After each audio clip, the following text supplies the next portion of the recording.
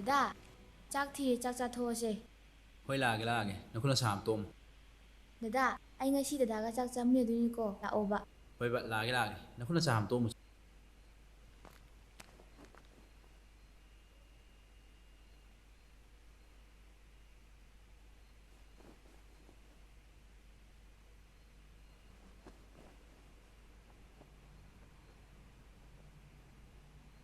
Hey, nang itu bulu itu berapa? Oh, loire. Kau tu nak poro ne? Kau dah makan sangai besar. Atau kau nak nungai kidre? Oh, pore. Kusi thado ga dan tauri ni. Ay komba, nang mana poro saya curah ba? Lom sueda. Kari nong nasi jangan jeng ko. Or apa? Sueda ka. Saksa to ga ang tang ding ki. Hoi. Is. Sini ne, nang kai no kerasa jen. Kaino? Angangi sakal lai ni haraga. Ima, ai gi cycle du ko na dum le shi ani dada gi or pa si na na ba ha na pi khreje. Tumi lai he. Angang na kari khangadana. Haipa isa ek saradana. Kaka awat pa su lai treda. Yar ni da. Imano sula ni lo shelo ki. Nang cak si mandi, loi buat thok khojana. Kaka yar ni da. Chaning dre. Horen chaning ai su ada dum zawo. Waro puro gisu zawi ne. Mamai se ikai gi dilai jaga.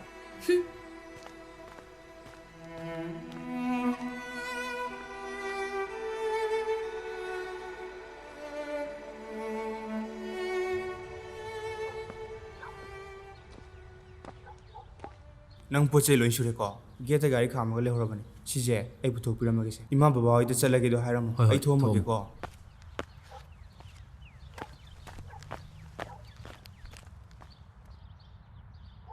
Ima, baba. Nasana sakya dori basha. Kai tamre. Nasana sakya matamda nasabu kai de soi khitage. Habde engine bi ga nasabu ngakshin bi ko. Nasa saluki.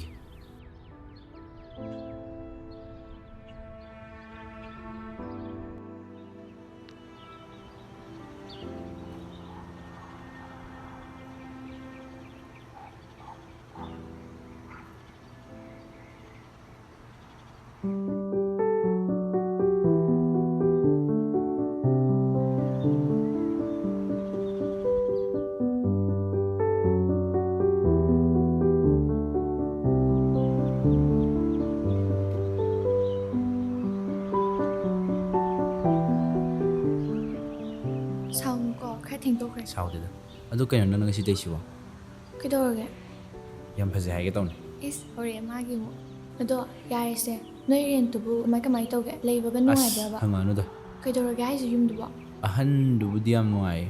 Adu ren tu di jinga ngak na khajale. Aduga nungdang le su jinga mathak ta hodong yam cheli. Thangna be su rice mill am le. Ayuk te nungdang bo dum te. Khangde lebam khangde da.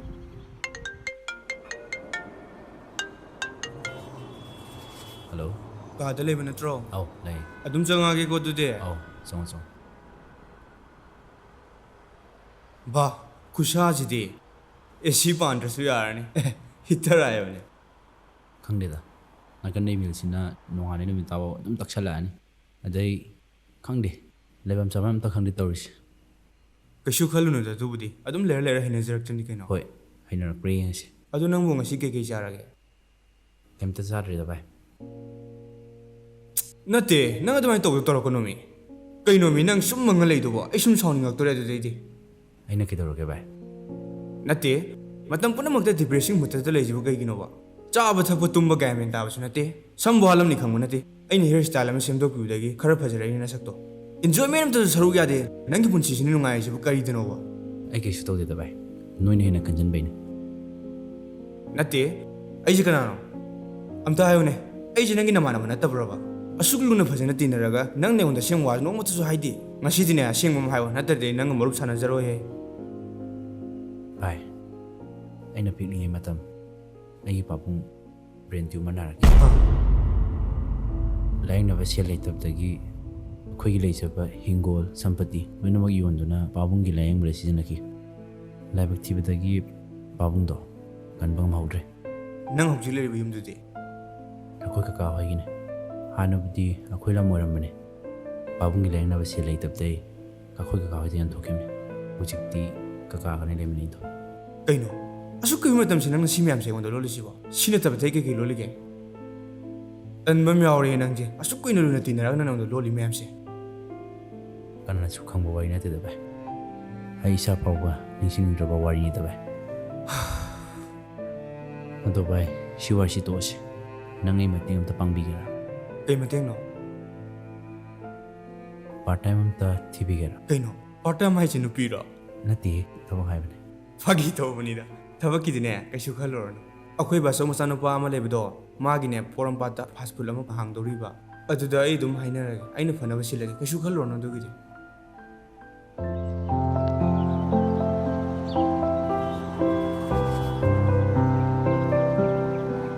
ꯑꯦ ꯄꯥꯏꯈꯣꯝꯕ ꯅꯪꯗꯤ ꯃꯐꯝꯁꯤꯗ ꯀꯩꯗꯧꯔꯝꯃꯤꯕ ꯅꯥꯏꯟꯇꯥ ꯑꯩ ꯃꯐꯝꯁꯦ ꯊꯕꯛ ꯌꯥꯎꯏꯅꯤ ꯏꯁ ꯐꯩ ꯍꯣꯠꯅꯧ ꯍꯣꯠꯅꯧ ꯑꯗꯨꯒꯅꯦ ꯃꯤꯅꯒ ꯍꯪꯇꯥꯗꯤ ꯑꯩꯈꯣꯏ ꯂꯩꯀꯥꯏꯗꯩꯅꯤ ꯀꯥꯏꯅꯗꯤ ꯍꯥꯏꯔꯝꯒꯅꯨꯀꯣ ꯑꯩꯈꯣꯏ ꯂꯩꯀꯥꯏꯗꯒꯤ ꯊꯣꯛꯂꯛꯄ ꯃꯤꯁꯤꯡꯁꯦ ꯃꯤꯅ ꯃꯤꯅꯥꯏ ꯑꯃꯨꯛ ꯂꯣꯏ ꯑꯣꯏꯔꯕꯣꯏ ꯈꯟꯈꯤꯅꯤ ꯑꯩꯈꯣꯏ ꯄꯨꯝꯅꯃꯛ ꯂꯣꯏ ꯆꯦꯟꯊꯍꯜꯂꯛꯀꯅꯨ ꯈꯪꯉꯦꯗꯅ ꯑꯩ ꯍꯥꯏꯁꯦ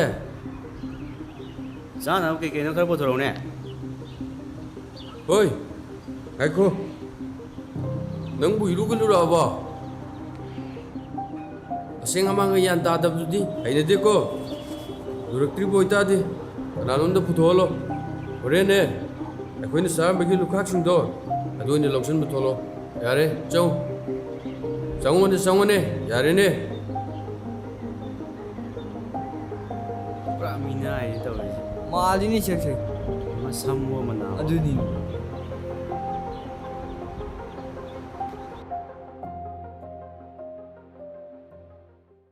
ꯗꯥ ꯅꯪꯁꯦ ꯅꯣꯡꯃ ꯅꯣꯡꯃꯒꯤ ꯅꯨꯡꯁꯤꯕ ꯑꯁꯨꯝ ꯍꯦꯜꯂꯦ ꯈꯪꯗꯦꯗ ꯑꯩꯁꯦ ꯅꯪꯉꯣꯟꯗ ꯄꯨꯡꯉꯥꯎ ꯉꯥꯎꯕ ꯍꯥꯏꯕꯗꯣ ꯑꯣꯏꯔ ꯃꯥꯜꯂꯦ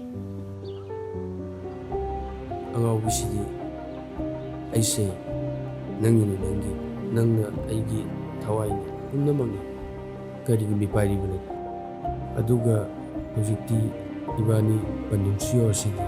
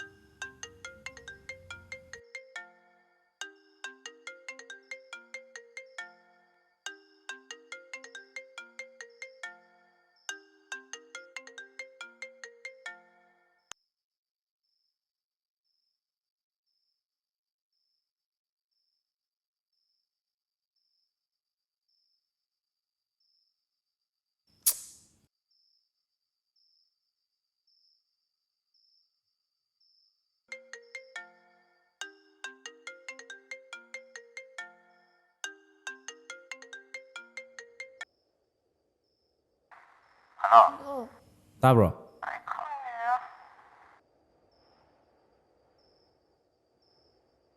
ꯍꯥ ꯀꯩ ꯍꯥꯏꯅꯣ ꯇꯥꯕ꯭ꯔꯣ ꯊꯝꯃꯣ ꯌꯥꯔꯦ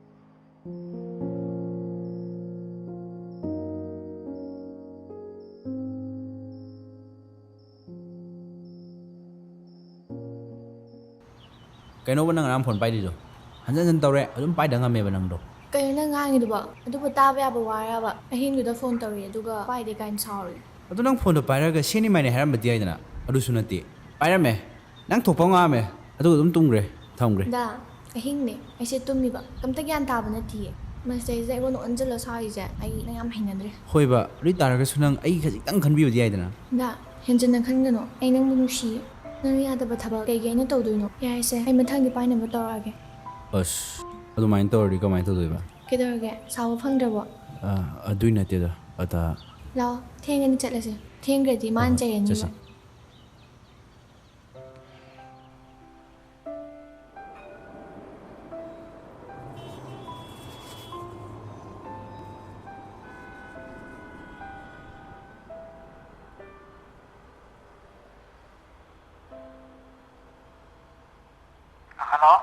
Kaka.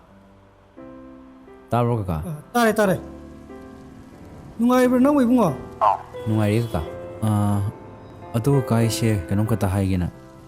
ꯍꯥꯏꯌꯨꯅꯦ ꯍꯥꯏꯌꯨꯅꯦ ꯀꯔꯤ ꯂꯩꯔꯒꯦ Kaka ise sida part time job macha ama buri tawjareba. Ada hanaki form fill up ki paisa se sudraba. Aigi thabaki paisa phangadawsu khara waliba. Kaka gi leiragadi kitang thabirakpa yagadrana. Ai ek phangbu adum singjalake. ꯀꯔꯤꯅꯣꯅꯦ ꯏꯕꯨꯡꯉꯣ ꯅꯪꯅ ꯍꯥꯏꯗꯨꯕꯣ ꯀꯩꯗꯧꯕꯒꯤ ꯑꯃꯨꯛ ꯍꯟꯖꯔꯛꯇꯣꯏꯅꯣ ꯀꯌꯥꯅꯣꯅꯦ ꯅꯣꯏ ꯆꯤꯜꯂꯤꯗꯨꯕꯣ Lising ahum muk leirdi yarni kaka. ꯑꯗꯨꯒꯤꯕꯨ ꯋꯥ ꯑꯣꯏꯅ ꯇꯧꯔꯗꯅ Hoi kaka adudi. Kaka adudi muk thamage ko.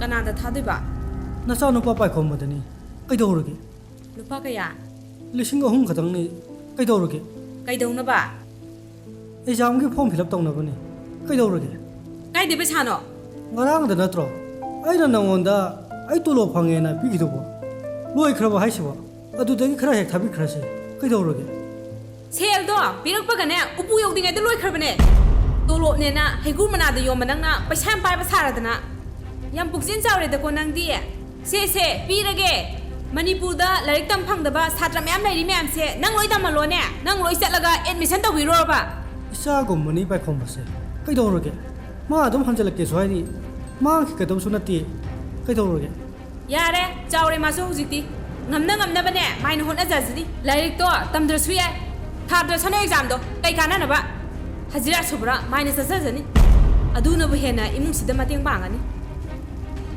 ꯃꯃꯥ ꯅꯪ ꯁꯤꯗꯦꯕ ꯌꯥꯔꯦꯀꯣ ꯇꯥꯅꯤꯡꯗꯦ ꯑꯝꯇ ꯇꯥꯅꯤꯡꯗꯦ Ima, nang boygi cycle ibini na haidai ne. ꯍꯦꯛ ꯆꯠꯊꯣꯛꯍꯦ ꯁꯤꯅ ꯃꯔꯣ ꯑꯃ Ma na cycle leini lebini hairago. ꯑꯣ ꯅꯣꯏ ꯅꯄꯥꯁꯦ ꯁꯤꯗ ꯂꯩꯍꯜꯂꯣ ꯄꯩꯁꯥ ꯌꯥꯝ ꯄꯥꯏꯕꯅꯦ ꯃꯥꯗꯤ ꯀꯔꯣꯄꯇꯤꯅꯦ ꯃꯤ ꯃꯆꯥꯁꯨꯅꯦ ꯃꯥꯅ ꯂꯣꯏ ꯂꯥꯏꯔꯤꯛ ꯇꯝꯃꯅꯤꯌꯦ ꯀꯔꯣꯄꯇꯤꯅꯤꯅ ꯂꯩꯍꯜꯂꯣ ꯃꯉꯣꯟꯗ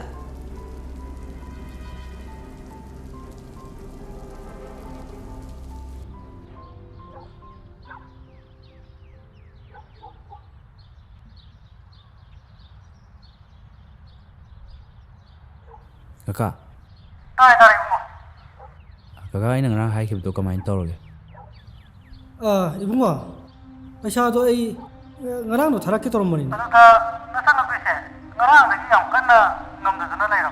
ꯑꯗꯨꯗ ꯌꯥꯝ ꯂꯥꯡꯊꯛ ꯂꯩꯕꯗ ꯄꯩꯁꯥꯗꯣ ꯑꯝꯇ ꯀꯣꯟꯅꯗ꯭ꯔꯦ Kayam kan ngamdabno kaka. ꯌꯥꯔꯅꯤ ꯂꯥꯛꯇ꯭ꯔꯁꯨ ꯉꯁꯤꯗꯤ ꯈꯔ ꯐꯔꯦ Hoi kaka adudi. ꯑꯗꯣ 이봉아 ꯇꯥꯕ꯭ꯔꯥ ꯅꯪ ꯀꯀꯥꯗ ꯋꯥꯔꯧꯒꯅꯨꯀꯣ Waraudeda. Kaidawi waraudeno kakada. Ai yana badum silagi. Adudi kaka thamage komo.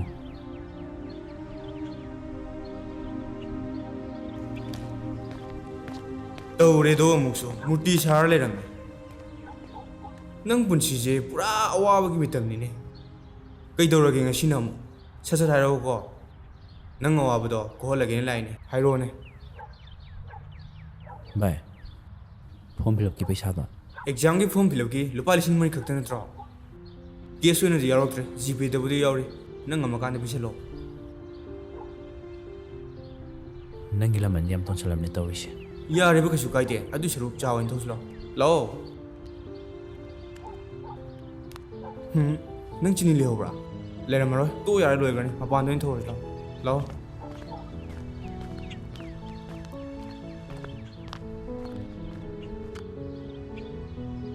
Sophia, Nang bo pai khomaga dum khangnari ba. Khangneriye kedorge. Ma do hotel boy ore kaina dai chumbra. Hoi, ma do fast food amada part time job oina bdi yaurabani ma. Kaina haisa. Nangi nupa dudi migi lukhak chagum sengba arem pa khumjin boire. Ai de khangbada bungari mama mapa su pu pangsuna leitra malene. Laiminari do moi kaka gani. Kaina haisa mayum zomta leitrabo haisa. Khangde du yongna gadi hango sida. Moi mayumdo moi kaka haide yonthokrisu haibane. Bema yaroi nangi khanbada ne ayam ware. Natte kaino ba nang khalise. ꯀꯃꯥꯏꯅ ꯍꯧꯖꯤꯛ ꯐꯥꯎꯕ ꯅꯪ ꯀꯣꯏꯅꯔ ꯂꯩꯔꯝꯃꯤꯅꯣꯕ? ꯑꯗꯨꯅꯦ ꯐꯅꯕꯨ ꯉꯝꯃꯤꯌꯦ. ꯅꯠꯇꯦ ꯅꯣꯡꯃꯇ ꯃꯥꯕꯨ ꯅꯪꯒꯤ ꯒꯤꯐꯠꯀ ꯂꯩꯕꯤꯕ꯭ꯔꯣ? Romantic ꯗꯦꯠꯀꯗꯣ ꯅꯣꯡꯃꯇ ꯆꯠꯃꯤꯟꯅꯕ꯭ꯔꯥꯕ? ꯀꯥꯟꯅꯗꯦ ꯑꯗꯨꯏ ꯁꯔꯨꯛꯅꯦ ꯅꯨꯄꯥ ꯑꯃ ꯑꯣꯏ ꯁꯦꯝꯕꯤꯔꯒꯦ ꯑꯗꯨꯒ ꯅꯅꯤꯡ ꯇꯦꯛ ꯇꯩ ꯀꯣꯏꯌꯨ. ꯇꯧꯅꯨꯀꯣ ꯑꯗꯨꯃꯥꯏꯅ ꯑꯩ ꯗꯥ ꯄꯥꯏꯈꯣꯝꯕ ꯈꯪꯅꯔꯛꯂꯤꯁꯦ ꯀꯨꯏꯔꯕꯅꯤ. ꯄꯥꯛ ꯍꯦꯛꯇ ꯊꯣꯛꯅꯗꯧꯁꯨ ꯅꯠꯇꯦ. ꯑꯩꯈꯣꯏꯅ ꯍꯥꯏꯁꯦ ꯅꯪꯒꯤ ꯐꯅꯕꯅꯦ, ꯑꯩꯈꯣꯏꯒꯤ ꯅꯠꯇꯤꯌꯦ. ꯕꯦꯝꯃ ꯍꯧꯖꯤꯛ ꯃꯇꯝꯗꯅꯦ ꯀꯅꯥꯝꯇ ꯈꯝꯕ ꯊꯣꯏꯕꯤꯒꯤ ꯋꯥꯔꯤꯒ ꯇꯥꯔꯒ ꯀꯞꯅꯗ꯭ꯔꯕꯅꯤꯗ. ꯀꯅꯥꯝꯇ ꯑꯗꯨ ꯔꯣꯃꯥꯟꯇꯤꯛ ꯑꯣꯏꯅ ꯈꯟꯅꯗ꯭ꯔꯕꯅꯤ. ꯃꯇꯝꯒꯤ ꯆꯠꯅꯕꯤꯁꯨ ꯈꯔ ꯌꯥꯎꯁꯦ. ꯄꯨꯟꯁꯤꯗꯣ ꯑꯔꯦꯝꯕꯗ ꯃꯥꯡꯕꯗꯣ ꯄꯥꯝꯃꯨꯕꯩꯅ ꯍꯥꯏꯕꯤꯔꯤꯁꯦ. ꯈꯜꯂꯨ ꯈꯜꯂꯨ ꯏꯕꯦꯝꯃ, ꯅꯄꯨꯟꯁꯤꯗꯣ ꯑꯔꯦꯝꯕꯗꯅꯦ ꯃꯥꯡꯖꯔꯒ ꯇꯣꯛꯆꯖꯅꯤ.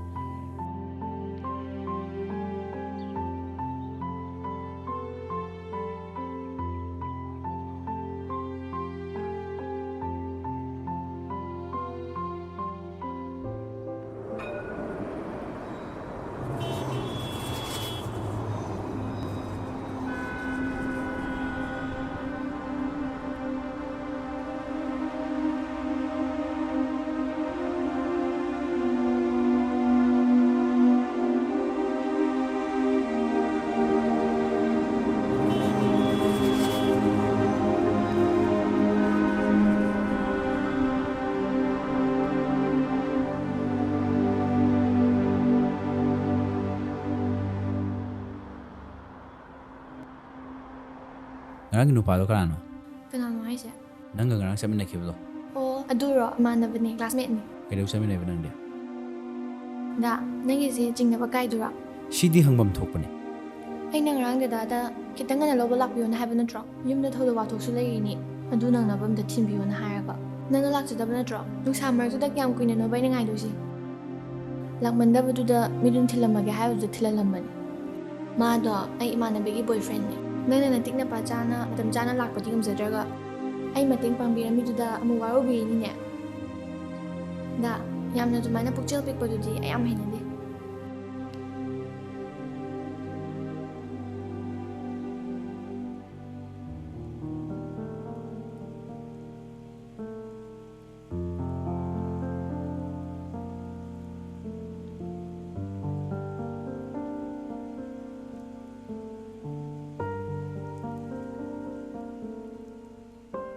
Hello? Library-da like pariye. Kay paramiba. Adubro, nang aking nungsiwari. Se, Kanano? Makolam tayo na. Moy nakkanane mi wari sanajaba ba? Ado ay thamage ko ren class lawyer ka hairak lagi ba? Hoy, thame. se, Akoy ba ni? Nupaga fast food taga chapo chamine khangnadi ren phubada loiduni. oh, sorry. Ado chalasira yam dengbusu nungaite. Aw, chalase.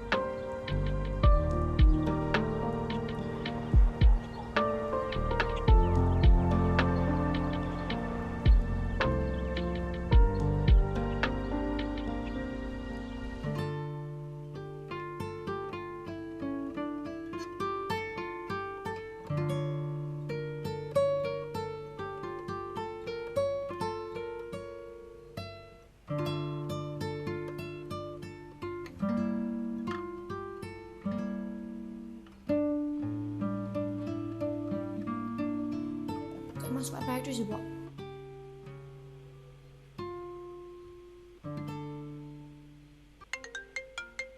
ꯑꯁ ꯀꯅꯥꯅꯣ phone ꯍꯟꯖꯤꯟ ꯇꯧꯔꯛꯏꯁꯤꯕꯣ hello ꯉꯁꯥꯏꯗꯩ phone ꯄꯥꯏꯗꯕꯅꯤꯅꯦꯅ ꯅꯨꯄꯤ ꯎꯅꯕ ꯆꯠꯂꯤꯕꯣꯅ ꯑꯁ ꯇꯥꯅꯤꯡꯗꯦꯕ ꯑꯩ ꯊꯕꯛ ꯃꯐꯝꯗ ꯂꯩꯌꯦ ꯈꯨꯠꯊꯥꯗꯣꯛ ꯌꯥꯗ ꯇꯧꯕꯅꯤꯕ ꯌꯥꯔꯦ ꯅꯪ ꯅꯠꯇ꯭ꯔꯣ ꯅꯪꯅ ꯐꯣꯟ ꯇꯧꯔꯛꯄꯗ ꯄꯥꯏꯗꯦꯅ ꯁꯥꯎꯈꯤꯕꯗꯣ ꯑꯗꯨꯒ ꯅꯪꯅ ꯇꯧꯔꯒꯅ ꯈꯨꯠ ꯊꯥꯗꯣꯛꯄ ꯌꯥꯗꯕꯅꯤ ꯀꯥꯏꯅ ꯁꯣꯐꯤꯌꯥ ꯑꯩ ꯂꯥꯜꯂꯦꯁꯦ ꯑꯗꯣ ꯅꯪ ꯐꯣꯟ ꯇꯧꯔꯛꯏꯗꯣ ꯀꯩꯗꯧꯔꯒꯦ ꯍꯥꯏꯕ ꯁꯠ ꯁꯠ ꯍꯥꯏꯔꯛꯑꯣ ꯂꯩꯇ꯭ꯔꯦ ꯀꯝꯇ ꯀꯝ ꯍꯥꯏꯅꯤꯡꯉꯥꯏ ꯂꯩꯇ꯭ꯔꯦ ꯐꯥꯒꯤꯗꯒꯤ ꯁꯨꯝ ꯁꯥꯎꯔꯛꯇꯣꯏꯅꯦ ꯀꯣꯛ ꯍꯥꯏꯔꯛꯑꯣ ꯃꯤ ꯑꯩ ꯈꯨꯠ ꯊꯥꯗꯣꯛ ꯌꯥꯗꯕꯩꯅꯦ ꯍꯥꯏꯕ ꯅꯪ ꯀꯣꯜ ꯂꯤꯛ ꯆꯥꯝꯕꯗꯨꯅ ꯑꯩꯉꯣꯟꯗ ꯍꯦꯜꯂꯨꯔꯕ ꯅꯠꯇ꯭ꯔో ꯐꯦꯡꯉꯣ ꯅꯪ ꯆꯥꯝꯃꯣ ꯅꯪ ꯄꯦꯟꯅ ꯁꯣꯐꯤꯌꯥ ꯅꯨꯄꯥꯅꯤꯅ ꯑꯗꯨ ꯌꯥꯝ ꯄꯥꯡꯗꯕ ꯃꯤ ꯃꯤꯅꯥꯏ ꯑꯣꯏ ꯂꯩꯔꯤꯅꯦꯅ ꯑꯗꯨꯅ ꯍꯦꯟꯅ ꯑꯩꯉꯣꯟꯗ ꯂꯨꯔꯕ ꯅꯠꯇ꯭ꯔꯣ ꯀꯩꯅꯣ ꯅꯪ ꯍꯥꯏꯗꯣ ꯑꯩ ꯉꯁꯥꯏ ꯇꯥꯒꯦ ꯇꯥꯕꯅꯤ 이번이 고인을 ꯑꯩ ꯅꯉꯣꯟꯗ ꯆꯍꯤ ꯀꯌꯥ ꯑꯃ ꯍꯜꯂꯤꯅꯤ ꯈꯪꯉꯕ ꯔꯦꯁꯄꯦꯛ ꯇꯧꯗ꯭ꯔꯤ ꯀꯩꯒꯤꯅꯣ ꯑꯗꯨꯕꯣ ꯍꯥ ꯑꯩ ꯈꯨꯠ ꯊꯥꯗꯣꯛ ꯌꯥꯗꯕꯩꯅꯦ ꯍꯥꯏꯔꯗꯅ ꯁꯤ ꯇꯧꯒꯦ ꯂꯩꯔꯕ ꯁꯦ ꯇꯧꯒꯦꯅ ꯂꯣꯏ ꯇꯧꯔ ꯂꯥꯛꯑꯣ ꯁꯦ ꯅꯣꯏ ꯇꯧꯔꯣꯅꯦ ꯅꯣꯏ ꯅꯃꯥ ꯅꯄꯥꯅ ꯑꯄꯥꯝꯕ ꯂꯣꯏꯅꯃꯛ ꯄꯤꯕꯗꯣ ꯑꯩꯗꯤ ꯅꯠꯇꯤꯌꯦ ꯄꯥꯏꯈꯣꯝꯕ ꯅꯪ ꯇꯧꯔꯤꯁꯤ ꯀꯩꯅꯣ ꯍꯥ ꯀꯁꯇꯃꯔ ꯀꯌꯥ ꯑꯃ ꯉꯁꯥꯏꯗꯒꯤ ꯑꯣꯔꯗꯔ ꯉꯥꯏ ꯂꯩꯔꯦ ꯑꯗꯨꯒ ꯅꯪ ꯇꯧꯔꯤꯁꯤ ꯀꯩꯅꯣꯕ ꯅꯣꯏ ꯂꯧꯕꯨ ꯂꯃꯥꯡꯗ ꯇꯧꯕ ꯃꯇꯨꯗꯣ ꯁ꯭ꯋꯥꯏ ꯇꯧꯔꯛꯀꯅꯨ ꯈꯪꯉꯕ ꯁꯥꯔ ꯑꯩ ꯌꯥꯔꯦ ꯑꯩꯅ ꯅꯪꯁꯦ ꯌꯦꯡꯒꯦꯅ ꯅꯍꯥꯟꯗ ꯌꯦꯡꯉꯛꯄꯅꯦ ꯊꯕꯛ ꯇꯧꯕꯅ ꯃꯔꯨꯞ ꯑꯃ ꯏꯆꯨ ꯇꯥꯗ꯭ꯔꯤꯕ ꯊꯕꯛꯅ ꯀꯔꯤꯝꯇ ꯇꯧꯅꯤꯡꯗ꯭ꯔꯤꯕ ꯉꯁꯤꯗꯒꯤꯗꯤ ꯅꯪ ꯊꯕꯛ ꯃꯐꯝꯁꯤꯗ ꯌꯥꯎꯕ ꯌꯥꯔꯣꯏ ꯆꯠꯂꯣ ꯃꯤꯅꯨꯗ ꯊꯝꯃꯝꯃꯣ ꯃꯊꯣꯡ ꯃꯔꯝ ꯈꯪꯗꯕ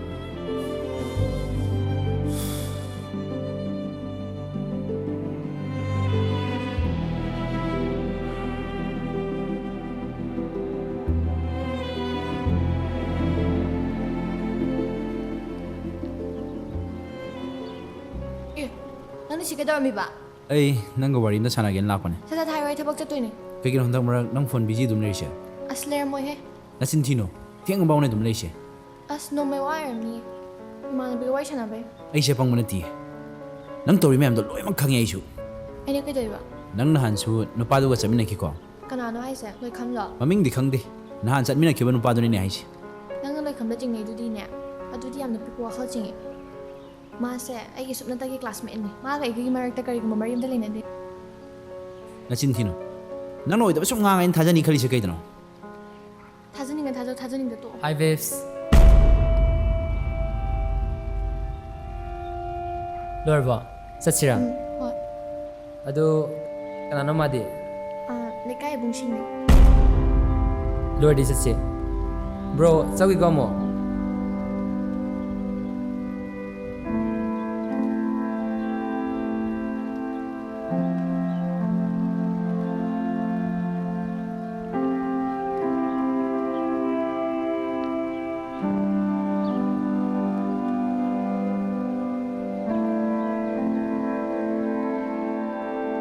ꯀꯩꯁꯨ ꯈꯟꯖꯜꯂꯨꯔꯅꯨꯁꯦ ꯈꯟꯖꯟꯅꯗ ꯚꯥꯏ ꯑꯗꯨꯗ ꯏꯁꯥ ꯏꯊꯟꯇ ꯃꯇꯤꯛ ꯆꯥꯗꯦꯅ ꯈꯟꯖꯕꯒꯤ ꯋꯥꯅꯤ ꯑꯗꯨ ꯀꯔꯤꯝꯇ ꯈꯜꯂꯨꯔꯅꯨ ꯃꯤ ꯅꯨꯄꯤꯕꯨ ꯃꯊꯟꯇꯁꯨ ꯅꯠꯇꯦ ꯅꯣꯡꯃ ꯅꯠꯇ꯭ꯔꯒ ꯅꯣꯡꯃꯗꯤ ꯅꯨꯄꯤ ꯃꯌꯥꯝ ꯑꯃ ꯁꯣꯏꯗꯅ ꯊꯦꯡꯅꯔꯛꯈꯤꯅꯤ ꯂꯥꯞꯅꯍꯧꯔꯤꯗꯣ ꯑꯗꯨꯅ ꯈ꯭ꯋꯥꯏꯗꯒꯤ ꯐꯔꯕꯅꯦ ꯑꯗꯣ ꯚꯥꯏ ꯑꯩ ꯅꯪꯒꯤ ꯁꯦꯜꯁꯨ ꯁꯤꯡꯗ꯭ꯔꯤ ꯊꯕꯛꯁꯨ ꯇꯣꯛꯑꯦ ꯑꯩ ꯀꯩꯅꯣ ꯎꯄꯥꯏ ꯑꯃ ꯇꯧꯔꯒ ꯅꯪꯒꯤ ꯁꯦꯜꯗꯣ ꯁꯤꯡꯉꯛꯈꯤ ꯅꯪ ꯁꯥꯎꯒꯅꯨꯀꯣ ꯚꯥꯏ ꯅꯠꯇꯦ ꯑꯩꯅ ꯉꯁꯤ ꯅꯪ ꯅꯥꯛꯇ ꯂꯥꯛꯏꯁꯤꯕꯨ ꯑꯩꯒꯤ ꯁꯦꯜꯗꯣ ꯄꯤꯊꯣꯔꯛꯑꯣꯅ ꯊꯧꯕ ꯂꯥꯛꯏꯕ꯭ꯔꯕ ꯑꯝꯇ ꯍꯥꯏꯌꯨꯅꯦ ꯁꯦꯜꯗꯣ ꯄꯤꯊꯣꯔꯛꯑꯣꯅ ꯊꯧꯕ ꯂꯥꯛꯏꯕ꯭ꯔꯕ ꯅꯪꯒꯤ ꯃꯑꯣꯡ ꯃꯇꯧꯁꯤꯗꯤ ꯑꯩ ꯑꯗꯨꯝ ꯁꯥꯎꯅꯤꯡꯉꯛꯇꯣꯔꯦꯕ ꯑꯗꯨꯏ ꯅꯠꯇꯦꯗ ꯚꯥꯏ ꯑꯩꯅ ꯁꯨꯝ ꯅꯨꯡꯉꯥꯏꯖꯗꯅ ꯇꯧꯕꯅꯦ ꯑꯗꯨꯏ ꯋꯥꯗꯣ ꯃꯇꯨꯡ ꯃꯅꯥꯎ ꯄꯨꯜꯂꯛꯀꯅꯨ ꯀꯩꯒꯨꯝꯕ ꯄꯨꯜꯂꯛꯑꯗꯤ ꯅꯪ ꯀꯌꯥ ꯅꯨꯡꯉꯥꯏꯔꯣꯏ ꯐꯥꯒꯤ ꯅꯠꯇꯦꯀꯣ ꯁꯨꯝ ꯄꯨꯜꯂꯛꯄ ꯌꯥꯔꯣꯏ ꯍꯥꯏꯁꯤꯅꯦ ꯑꯩꯗꯤ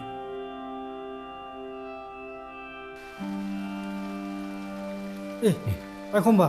Kaka, Nang lạc cái này số cái ta hay không tệ, nang exam đúng luôn rồi. lore kaka. Ai certificate ang kata login lakon. Ado, nang cái đó, nó đó zana, nang lại tao bữa đó, godown ở thuộc ra na, cái nó post rồi tham gia cái này, nang cái post số, rồi nó thuộc ra, cái cái post đó, giờ rồi này, ado đấy không? Ado đó sẽ sang, rồi nó học rồi, xong.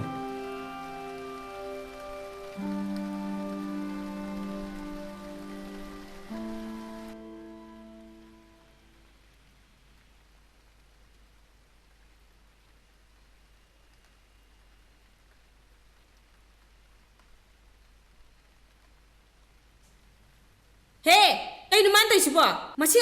Masi. He, huran ba? Nang tayo kay no? Naman na pa di lay grabe na, lamsa sa di pazare ne. Namsa ay Nasin do kumakano taning de. Hurali maktuda, huran de haygro na. Ha? Nang si pay kay gino ba ha? Mi pisa sa thamba se, huran gina taw ni na ha. Sa khor se, nang may imla se, naram sa tunane naman na pa nga ta siri do.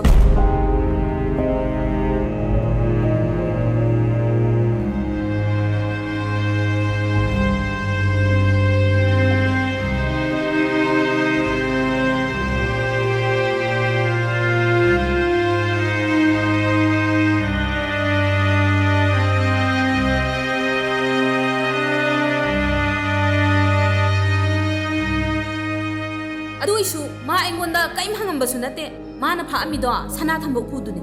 Hey ma, ado khang da dana orang gane me. Ai won da angang do certificate hangam mane harga. Tamo sune, kayang kuina no ma kan khat alai dise. Angang se zawra bane, khoina ne, thaini digi senara ga lak bane. Hojiti zawra bane masu mai thokpa lai jersan. Khoi sune, akhoi thokpa lai rase ba. Adu gane tamo, ai dine huran maga lai mina biding amu. Khanga bra, tamo na mayam kan khat agadi tamo ga lai mina horo. Ai dine lai mina ba sunga me hangam maro. Mathong mong hangdaba pupang sudaba angang siga. Kamaina no bale mina duse. Mama, nang mo tap na ngang ne. Angang kita kharga nungai ro. Taning dazano, tana bane aina harise. Masana ne, gyan tazaraga ne, sa pusa khadi pani khali ne. Yum sida su nei le. Ikai ba masin da khangde habane.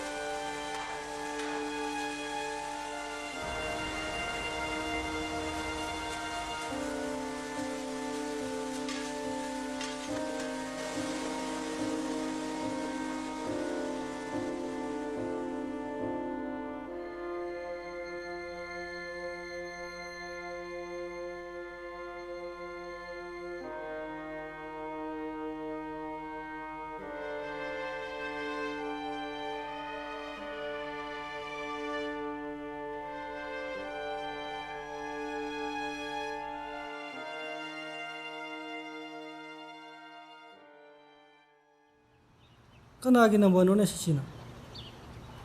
Hello.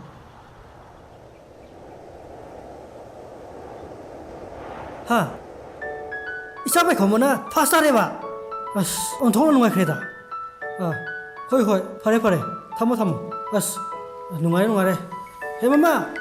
Namu de tholong ne. Tare. Hai yo he. Nasanu pa bai khomodo. Moi college ke exam da fast are hai ne. Hojikta makhoi ojana phone doramini ne. On thong nungai khreda.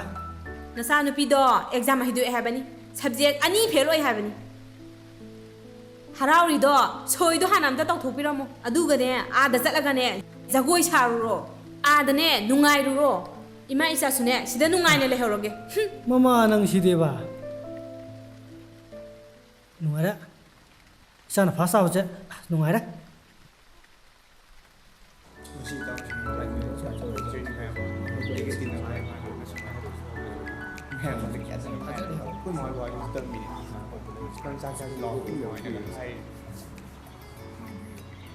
ꯃꯌꯥꯝ ꯄꯨꯝꯅꯃꯛꯄꯨ ꯁꯣꯝꯗ ꯑꯃꯨꯛꯇꯪ ꯑꯣꯟꯁꯤꯟꯕꯤꯅꯕ ꯍꯥꯏꯖꯔꯤ ꯉꯁꯤꯒꯤ ꯊꯧꯔꯝ ꯑꯁꯦ ꯑꯇꯩ ꯀꯔꯤꯁꯨ ꯅꯠꯇꯦ ꯑꯩꯈꯣꯏꯒꯤ ꯏꯇꯥꯎ ꯑꯁꯤꯅ ꯍꯟꯗꯛꯀꯤ ꯀꯣꯂꯦꯖ ꯑꯦꯛꯖꯥꯃꯤꯅꯦꯁꯟꯗ ꯇꯣꯄꯔ ꯑꯣꯏꯔꯛꯄ ꯑꯁꯤꯒꯤꯗꯃꯛ ꯍꯔꯥꯎ ꯇꯌꯥꯝꯕ ꯐꯣꯡꯗꯣꯛꯄ ꯑꯣꯏꯅ ꯃꯍꯥꯛꯀꯤ ꯃꯃꯥꯟꯅꯕꯁꯤꯡ ꯑꯁꯤ ꯏꯆꯝ ꯆꯝꯅ ꯅꯨꯡꯁꯤꯅꯅ ꯄꯨꯟꯕꯅꯤ ꯏꯇꯥꯎꯒꯤ ꯄꯨꯟꯁꯤꯅ ꯍꯦꯟꯅ ꯇꯨꯡꯗ ꯃꯥꯏ ꯄꯥꯛꯄ ꯑꯣꯏꯔꯛꯅꯕꯒꯤꯗꯃꯛꯇ ꯃꯌꯥꯝꯅꯁꯨ ꯊꯧꯖꯥꯜ ꯄꯤꯅꯕꯤꯌꯨ ꯏꯇꯥꯎꯒꯤ ꯃꯣꯠꯁꯨ ꯈꯔ ꯍꯥꯏꯕꯤꯌꯨꯅꯦ ꯂꯥꯛꯄꯤꯕ ꯃꯌꯥꯝ ꯑꯍꯥꯟꯕꯃꯛꯇ ꯊꯥꯒꯠꯆꯔꯤ ꯄꯥꯔꯇꯤꯁꯦ ꯑꯩꯒꯤ ꯏꯇꯥꯎꯁꯤꯡꯅ ꯂꯣꯏ ꯁꯤꯟꯕꯤꯔꯦ ꯌꯥꯝ ꯅꯨꯡꯉꯥꯏ ꯁꯤꯒꯤꯗꯃꯛꯇ ꯑꯗꯣ ꯌꯥꯝ ꯍꯥꯏꯅꯤꯡꯉꯥꯏꯁꯨ ꯂꯩꯇꯦ ꯑꯗꯣ ꯃꯌꯥꯝ ꯄꯨꯟꯅ ꯂꯥꯛꯄꯤꯒꯤꯗꯃꯛꯇ ꯑꯃꯨꯛ ꯍꯟꯅꯁꯨ ꯊꯥꯒꯠꯆꯔꯤ ꯑꯗꯣ ꯃꯈꯥ ꯇꯥꯕ ꯄꯥꯔꯇꯤꯗꯤ ꯃꯌꯥꯝ ꯄꯨꯟꯅ ꯑꯗꯨꯝ ꯇꯧꯃꯤꯟꯅꯔꯁꯤ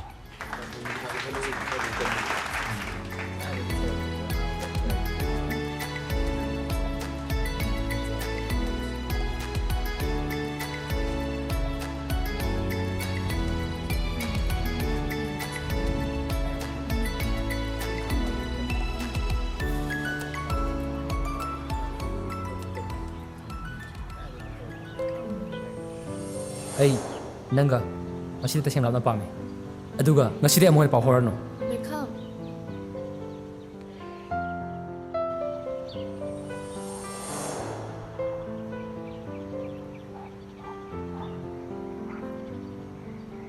ꯃꯁꯤꯕꯨ ꯁꯣꯐꯤ ꯅꯠꯇ꯭ꯔꯅꯦ ꯃꯥꯅꯤꯗ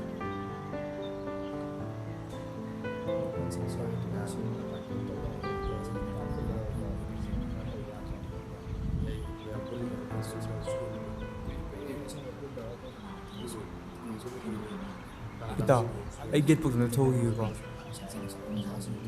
ꯑꯁꯤ ꯅꯠꯇ꯭ꯔꯒ ꯃꯐꯝ ꯆꯠꯂꯁꯤ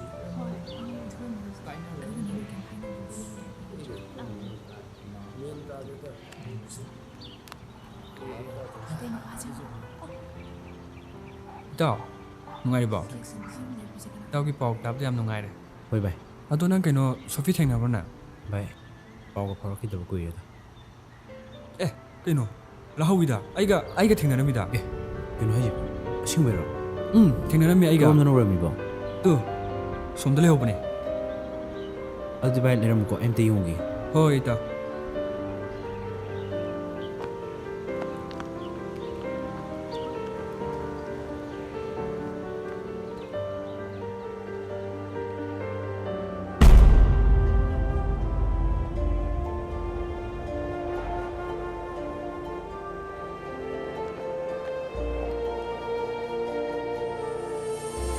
ꯑꯩꯁꯦ ꯀꯅꯥꯅꯣ ꯑꯝꯇ ꯍꯥꯏꯌꯨꯅꯦ ꯑꯩꯁꯦ ꯅꯪꯒꯤ ꯅꯃꯥꯟꯅꯕ ꯅꯠꯇꯕ꯭ꯔꯕ ꯅꯪ ꯑꯋꯥꯕꯗꯣ ꯀꯣꯛꯍꯜꯂꯒꯦꯅ ꯂꯥꯛꯏꯅꯦ ꯍꯥꯏꯔꯛꯑꯣꯅꯦ ꯅꯨꯄꯤꯕꯨ ꯃꯊꯟꯇꯁꯨ ꯅꯠꯇꯦ ꯅꯣꯡꯃ ꯅꯠꯇ꯭ꯔꯒ ꯅꯣꯡꯃꯗꯤ ꯅꯨꯄꯤ ꯃꯌꯥꯝ ꯑꯃ ꯁꯣꯏꯗꯅ ꯊꯦꯡꯅꯔꯛꯈꯤꯅꯤ ꯂꯥꯞꯅꯍꯧꯔꯤꯗꯣ ꯑꯗꯨꯅ ꯈ꯭ꯋꯥꯏꯗꯒꯤ ꯐꯔꯕꯅꯤ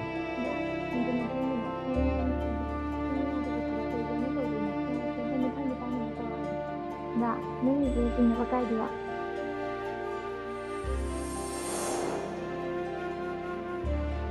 ꯆꯠꯂꯁꯤꯔ